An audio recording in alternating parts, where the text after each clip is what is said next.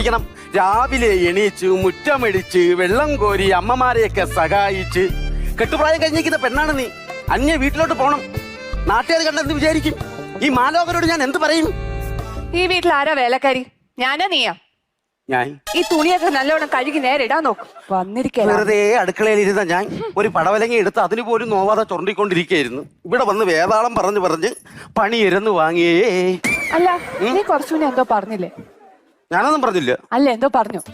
അത് വെള്ളം കുറയണമെന്ന് പറഞ്ഞായിരുന്നു. അല്ല, അത് കഴിഞ്ഞിട്ട് വിറവ് കെട്ടണമെന്ന് പറഞ്ഞായിരുന്നു.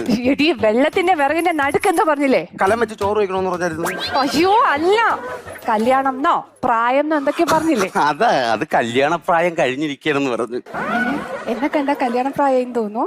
നിന്റെ കാര്യമല്ല, എന്റെ കാര്യമാ പറഞ്ഞത്. കല്യാണപ്രായം കഴിഞ്ഞ് നിൽക്കുന്നെന്ന്. ഓ, അല്ലെങ്കിൽ ആരോട് പറയാൻ? ഈ വീട്ടിലെ അടുക്കളയിലെ പുകയും കൊണ്ട് എല്ലാം കൊണ്ട് തുമ്പപ്പൂ കണക്കിരുന്ന പെണ്ണാണ് ഇപ്പൊ ശവനാറിപ്പൂ കണക്കായി.